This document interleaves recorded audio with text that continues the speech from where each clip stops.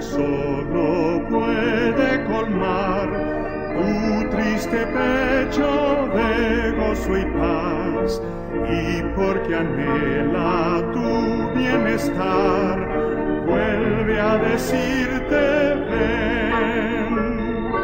Oh, cuán grata nuestra reunión, cuando haya, Señor, en tu mansión, contigo estemos en comunión, gozando eterno bien. Tu voz escucha sin vacilar, y grato acepta lo que hoy te da. Tal vez mañana no habrá lugar, no te detengas, ven. Oh, cuán grata nuestra reunión, cuando haya, Señor, en tu mansión, contigo estemos en comunión, gozando eterno bien.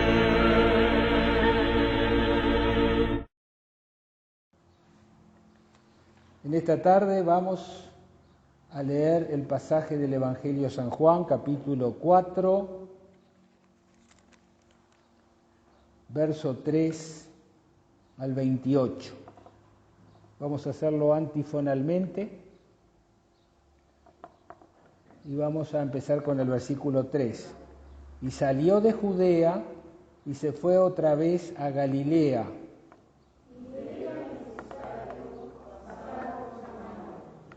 Vino pues a una ciudad de Samaria llamada Sicar, junto a la heredad que Jacob dio a su hijo José.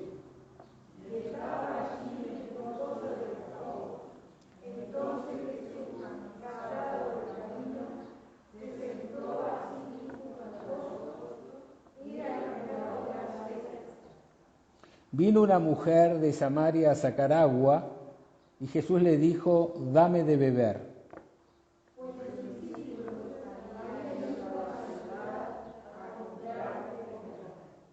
La mujer samaritana le dijo, ¿cómo tú, siendo judío, me pides a mí de beber, que soy mujer samaritana? Porque los judíos y samaritanos no se trataban entre sí.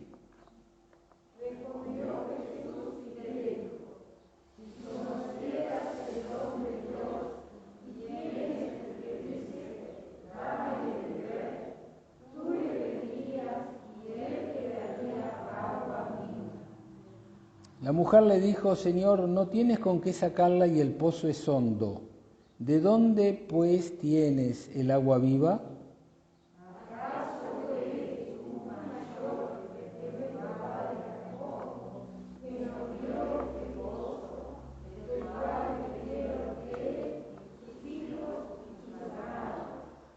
Respondió Jesús y le dijo, cualquiera que bebiere de esta agua volverá a tener sed.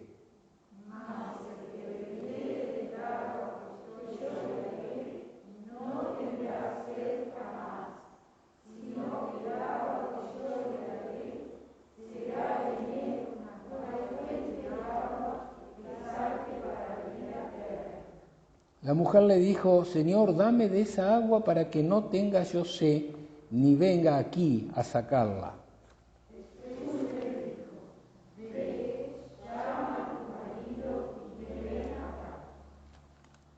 Y respondió la mujer y dijo, no tengo marido. Jesús le dijo, bien has dicho, no tengo marido.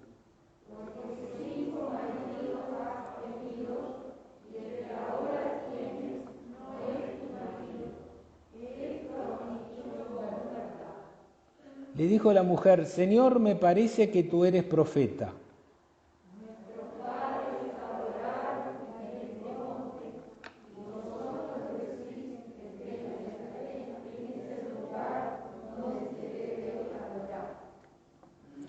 Jesús le dijo, mujer, créeme, que la hora viene cuando ni en este monte ni en Jerusalén adoraréis al Padre.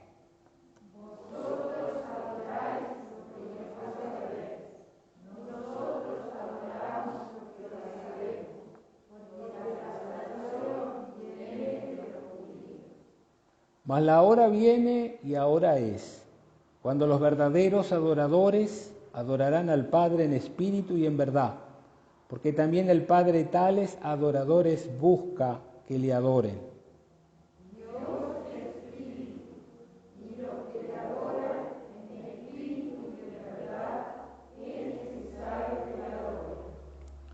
Le dijo la mujer: sé que ha de venir el Mesías llamado el Cristo. Cuando Él venga nos declarará todas las cosas.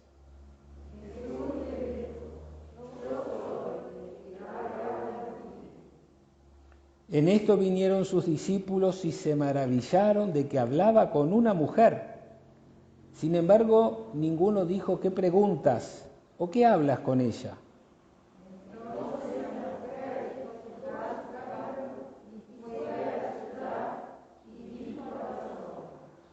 Venid, ved a un hombre que me ha dicho todo cuanto he hecho. ¿No será este el Cristo? Amén. En esta tarde vamos a estar viendo a Cristo derribando barreras. Barreras que se alzan una y otra vez en todas las sociedades. El jueves pasado, 25 de noviembre, fue el Día contra la Violencia de Género. El motivo es el recuerdo del asesinato de las hermanas Mirabal en la República Dominicana. Estas mujeres activaban contra la dictadura de Rafael Trujillo y fueron detenidas y asesinadas en 1960. Y en recuerdo de esta lucha política de estas mujeres, las Naciones Unidas resolvió celebrar el Día contra la Violencia de Género. También tenemos el Día contra la discriminación racial y la xenofobia. Las Naciones Unidas dispuso que el 21 de marzo se celebre este día en recuerdo de la matanza que hubo en Sharpeville en 1960, donde un grupo de manifestantes contra el apartheid que se practicaba en Sudáfrica fueron asesinados a mano de la policía sudafricana. Mucho se habla en estos tiempos de la violencia contra la mujer, de la violencia contra el hombre, de la violencia por razones de religión, por razones de etnia, por razones de orientación política. Y celebrando estos días se quiere poner el acento en que hay conductas que debieran cambiar. Pero la violencia, el desprecio, la discriminación han acompañado a la humanidad desde siempre. Y se necesita más que una declaración para que esto cambie. Se necesita que Dios obre en el corazón de las personas para que cambien su manera de pensar y empiecen a respetar a su prójimo, sea hombre o mujer, niño o anciano, como alguien valioso, porque Dios creó al hombre y a la mujer a su imagen y semejanza.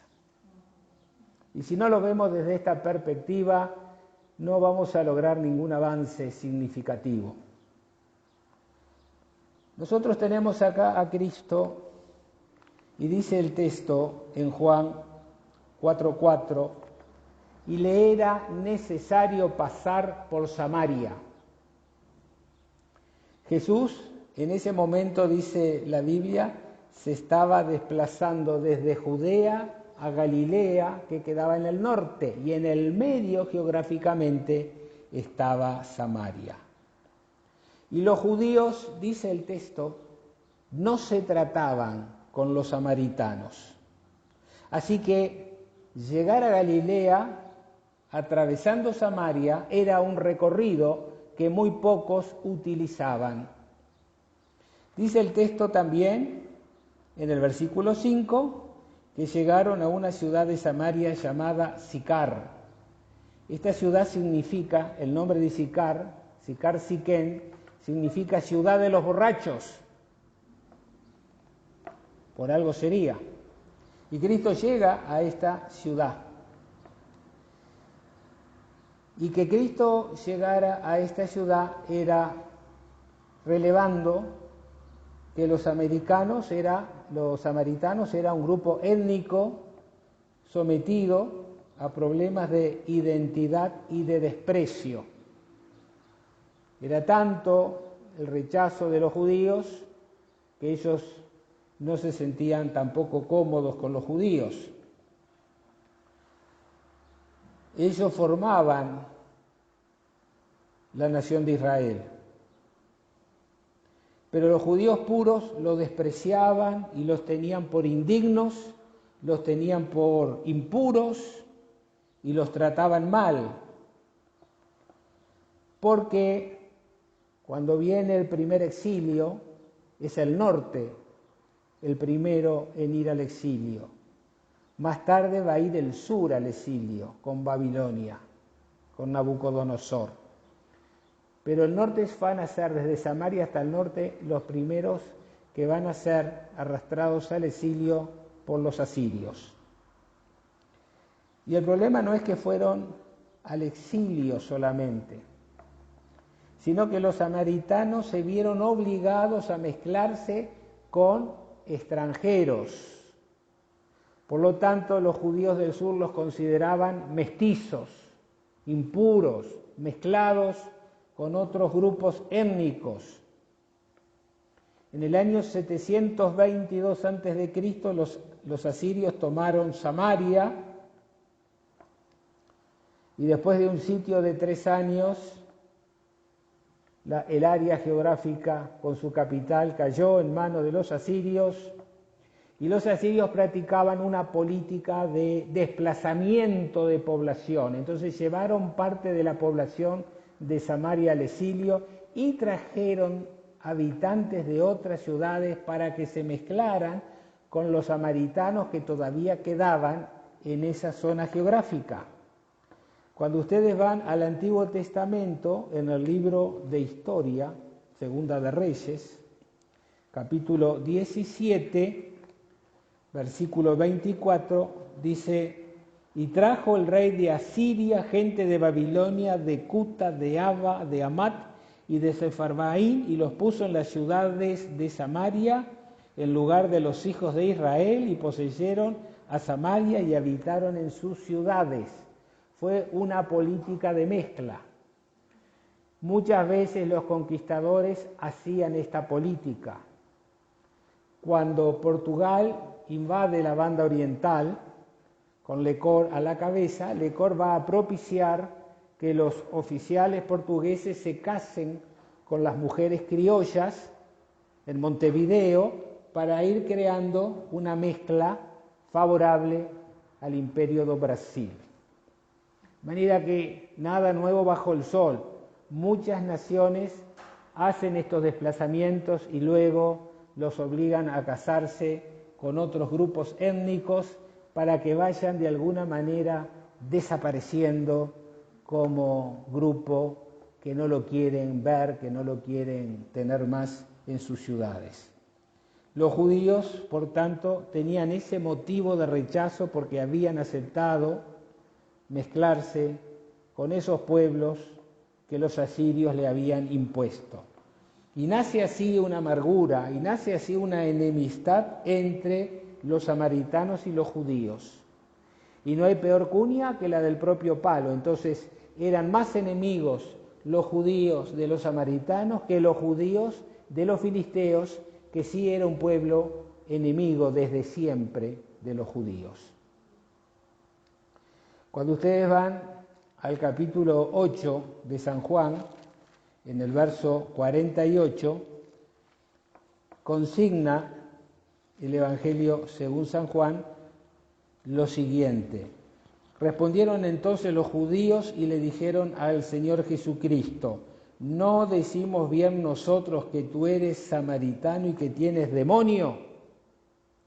Para el judío no había peor insulto que decirle a otra persona: eres un samaritano, porque el samaritano era odiado. La casta religiosa, si tenía que ir a Galilea, daba un camino larguísimo para eludir Samaria, y si la sombra de un samaritano le caía encima se consideraba impuro y tenía que hacer una serie de ritos para volver a purificarse, de tal manera que era agua y aceite los judíos y los samaritanos. Por otra parte, los samaritanos se encargaban de molestar a los judíos cuando venían de diferentes pueblos rumbo a Jerusalén para celebrar la Pascua. Así que cuando iban a peregrinar, ellos se encargaban de mortificarlos todo lo que podían.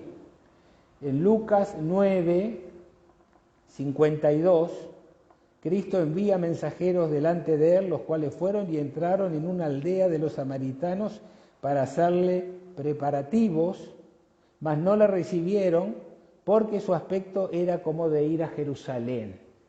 Pensaban que estos discípulos de Jesús iban peregrinando a la ciudad de Jerusalén. Entonces no lo recibieron, lo rechazaron.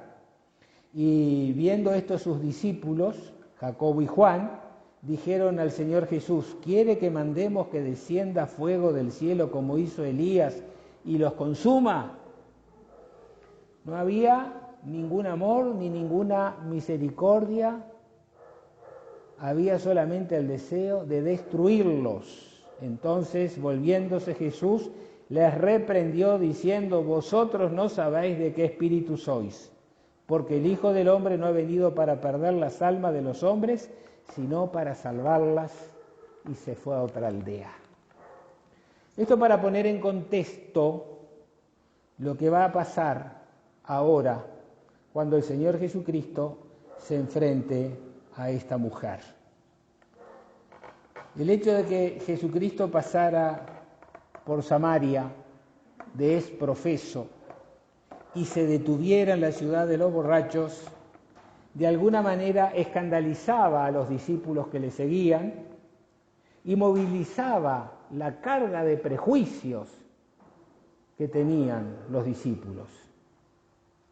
Y cuando llega la mujer samaritana les cae peor, porque la desprecian por ser mujer, la desprecian por ser samaritana y la van a despreciar por haber tenido demasiados divorcios y concubinatos.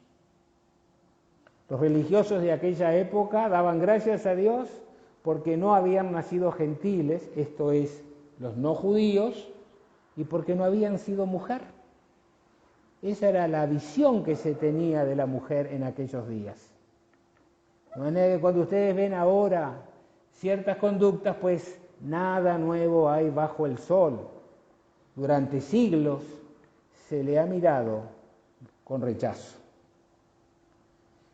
Y además de esto, le podemos agregar otro detalle. Jesús los manda a la ciudad a comprar pan. Comer el pan de los samaritanos para el judío era igual a comer carne de cerdo, que estaba prohibido por la ley de Moisés. Y hasta el día de hoy, aunque no practiquen mucho su religión, los que están en la diáspora se abstienen siempre de comer carne de cerdo. No irán a la sinagoga, no leerán la Biblia, el Antiguo Testamento, pero no comen carne de cerdo. De manera que lo que estaba haciendo Jesús era algo revulsivo, era algo que estaba derribando todas las barreras mentales, culturales, espirituales, que durante siglos se habían estado alimentando entre los judíos y los samaritanos. Y para quebrar eso, Cristo los manda a comprar pan de los samaritanos.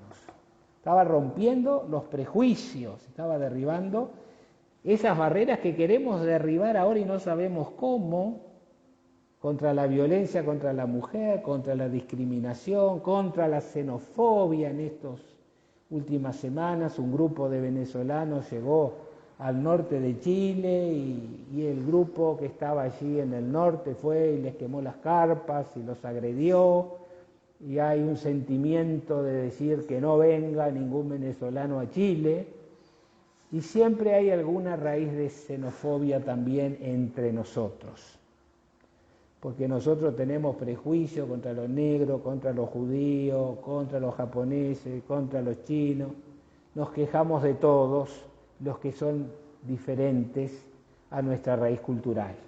Por tanto, nosotros también participamos de muchos prejuicios que no son más que conductas aprendidas e informaciones insuficientes, porque nos va mal con una persona y decimos todas las personas de ese país son malas. No, le fue mal con Juan, con Pedro, no significa que todas las personas deban ser descartadas, rechazadas, ignoradas, perseguidas, vituperadas.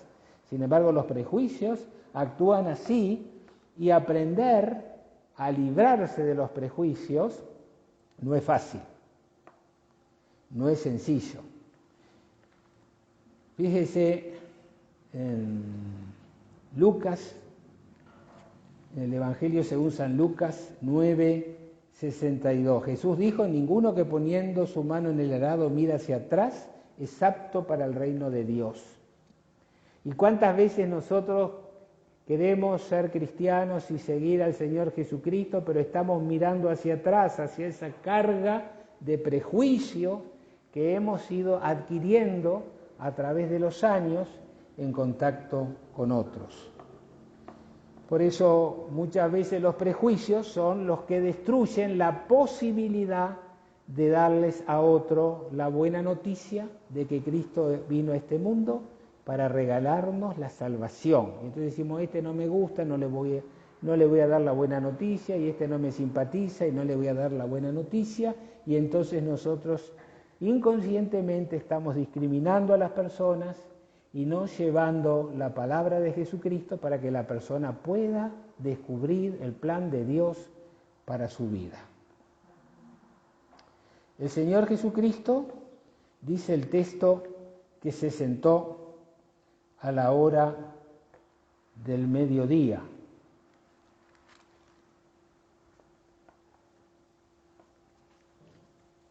Vino una mujer de Samaria a sacar agua y Jesús le dijo: dame de beber. Y en el versículo 6 dice: entonces Jesús, cansado del camino, se sentó así junto al pozo, y era como la hora sexta. Bueno, la hora sexta era la hora del mediodía, era las 12 del día. Venía de caminar un largo camino con sus discípulos, se cansó, se sentó y vino a él esta mujer samaritana. ¿Por qué es importante la hora? Porque las mujeres de buena reputación iban temprano, antes que el sol calentara, a buscar el agua. Pero esta va a las 12 del día, porque las mujeres la rechazaban, no estaban de acuerdo con su conducta sexual, con sus costumbres, y entonces no querían tener contacto con ella, y ella, al sentirse rechazada y despreciada, tenía que ir sola a la hora del mediodía. Un hombre no hubiera hablado con una mujer, de acuerdo a las costumbres culturales. Un judío menos hubiera hablado con una mujer samaritana. Pero el Señor Jesucristo tenía un mensaje que transmitir y no miró las tradiciones ni los mandamientos antiguos, ni se preocupaba del qué dirán. Por eso era muy criticado el Señor Jesucristo, porque se juntaba con mucha gente que socialmente era rechazada, se juntaba con los publicanos, se juntaba con las prostitutas, se juntaba con religiosos de mala fama. Él no tenía problema de acercarse a ninguna persona, porque, como dice el Evangelio, él vino a salvar lo que se había perdido. Y lo valioso eran las almas de esas personas. Así que, sin más, él lo que va a ver en esa mujer samaritana que viene a las 12 del día es una persona que tiene una gran necesidad. Y nosotros tenemos que mirar que muchas personas que están alrededor nuestro tienen grandes necesidades, y no solamente necesidades materiales, tienen grandes necesidades espirituales y están sufriendo por esa necesidad espiritual insatisfecha. Y Cristo la encara y le dice: dame de beber. Y esto asombró a la mujer, como va a asombrar, dice el texto, a los discípulos cuando lo ven a Cristo hablando con la mujer. Seguramente muchas personas nunca aceptarían tener un diálogo amistoso con el Señor Jesucristo. La clase religiosa lo detestaba. Sin embargo, el Señor Jesucristo no tuvo dificultad en hablar con aquellos que se interesaron. Nosotros muchas veces juzgamos, rechazamos y condenamos. Y nosotros tenemos una tarea que es compartir con las personas que nos rodean el mensaje de que Cristo vino a perdonar nuestros pecados y a darnos una vida en abundancia. Y para eso tenemos que cambiar también nuestra manera de pensar. Seguimos pensando en clave de nuestros prejuicios, seguimos pensando en clave de nuestra cultura, seguimos pensando en clave de lo que hemos aprendido, aunque todo eso que lo creemos y que lo hacemos va en contra de lo que Cristo nos enseña. Y esa es la tragedia de los cristianos del siglo XXI, que no han despertado para escuchar en su mente y en su corazón que el mensaje de Cristo es amad, y amad sin distinción. Aún a vuestros enemigos regálale el amor. Cristo no inició diciéndole a la samaritana quién era Él, no presentó sus credenciales, tampoco le dijo, si venís a las 12 acá por algo será, mijita, tu vida debe ser media torcida. No hizo nada de eso que hubiéramos hecho nosotros.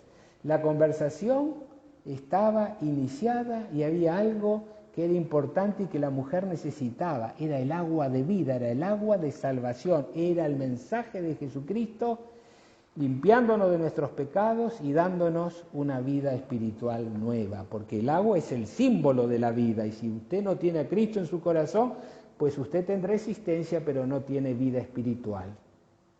Por eso le ofreció vida y vida espiritual. Y todo lo que Dios nos ofrece en Cristo Jesús es esta vida espiritual.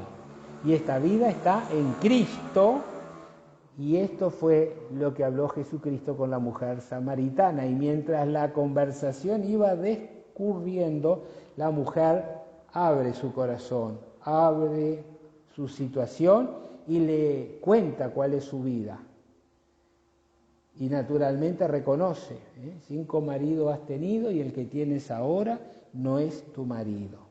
De manera que esa situación conocida en el pueblo le impedía tener una relación sana y pacífica con sus vecinos. Y introduce en la conversación con Jesucristo una vieja cuestión que separaba a los judíos de los samaritanos, y aunque ella no entendía bien por qué estaban tan distanciados, se identificaba con los samaritanos, formaba parte de esa corriente y rechazaba a los judíos. Pero al final la mujer reconoce algo. Ella estaba esperando al Mesías, al Cristo, a aquel hombre que Dios iba a enviar para cambiar la situación de la humanidad. Y la mujer no pudo resistir las fuerzas de la palabra de vida de Jesús y se mostró cómo era y quién era. Cuando usted comienza a leer los evangelios y comienza a oír la voz de Jesucristo diciéndonos que es necesario que nos arrepintamos de nuestros pecados y nos volvamos a Dios, nosotros empezamos por primera vez a comprender quiénes somos y en qué estado estamos. Nosotros creemos que somos una cosa. La gente que nos rodea cree que nosotros somos así o asá. Sin embargo, hay muchas zonas oscuras que la gente no ve, que nosotros no vemos, pero que al leer los evangelios empezamos a descubrir que esas zonas oscuras, esas zonas de pecado, son las que nos impiden tener una vida plena y que necesitan ser removidas de nuestro corazón para que podamos lograr la paz, para que podamos lograr la buena relación con otros, para que podamos tener alegría. Dios no quiere que usted ande con cara sufriente todo el día. Dios quiere que usted tenga paz, alegría, gozo por medio de su espíritu. Por eso cuando nosotros tenemos diálogos con otras personas, no vamos a transmitir un discurso nuestro. Vamos a compartir con las personas lo que está escrito en los evangelios. Vamos a compartir las palabras de Dios y no nuestras ideas, no nuestras opiniones, no nuestros conceptos. Tampoco vamos a avanzar con nuestros dogmatismos, sino que tenemos que transmitir, ser meros transmisores del mensaje de Dios para toda persona necesitada de Dios. En el Evangelio de San Lucas, en el capítulo 8, verso 39, el Evangelio dice: vuélvete a tu casa y cuenta cuán grandes cosas ha hecho Dios contigo. Y él se fue publicando por toda la ciudad cuán grandes cosas había hecho Jesús con él. Y esto refiere al endemoniado gadareno, que no tenía vida, que no podía comunicarse con sus congéneres, que sufría, que pasaba 1001 hasta que Cristo lo sana, lo libera de las opresiones, y él va por todos lados contando qué ha hecho Cristo en su vida. Cada uno de nosotros que hemos conocido a Cristo como Señor y Salvador, que nos hemos arrepentido de nuestros pecados, porque todos somos pecadores y todos estamos destituidos de la presencia de Dios, pues cuando hemos reconocido nuestra maldad, cuando Cristo nos ha limpiado de nuestros pecados, cuando Él ha entrado en nuestro corazón, pues podemos decir a otros: ¿qué ha hecho Cristo en mi vida? Y comunicar nuestra experiencia, nuestra realidad espiritual. Y junto con ellos decirles la solución a tus problemas, a tus dificultades. Yo no las tengo. Quizás puedo ayudarte, pero yo no tengo las soluciones que tú precisas. Pero sé que hay alguien que sí tiene las soluciones que tú precisas, y es el Señor Jesucristo. Y si usted viene al Señor Jesucristo, pues Cristo va a escuchar su lamento, va a escuchar su dolor, va a escuchar su carga y va a traer la sanidad a su corazón, y va a traer la paz que usted necesita y que el mundo no se la da, y que las cosas que usted compra no le dan, y que ni el psicólogo ni el psiquiatra le dan la paz que solamente Dios le puede dar. Por eso, traiga su carga a los pies de Jesucristo, confíe en el Señor Jesucristo. Y si usted es cristiano ya, pues comunique a otro que la solución a los problemas del hombre está en las manos de Cristo Jesús.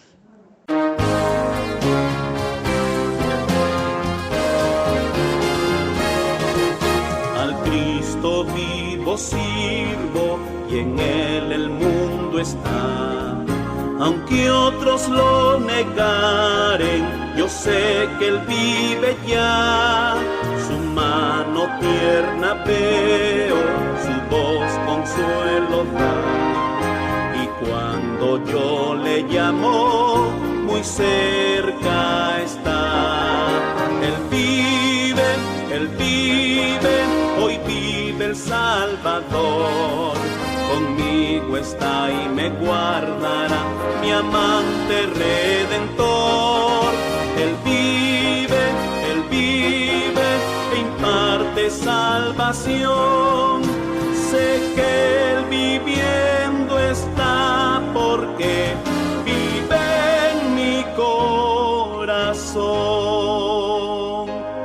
Regocijaos, cristianos, oímos entonar eternas aleluyas, a Cristo el Rey cantar. La única esperanza es del mundo pecador. No hay otro tan amante como el Señor. Él vive, hoy vive el Salvador. Conmigo está y me guardará, mi amante redentor. Él vive, imparte salvación. Sé que Él viviendo está, porque vive en mi corazón. Él vive, hoy vive el Salvador. conmigo está y me guardará, mi amante redentor, el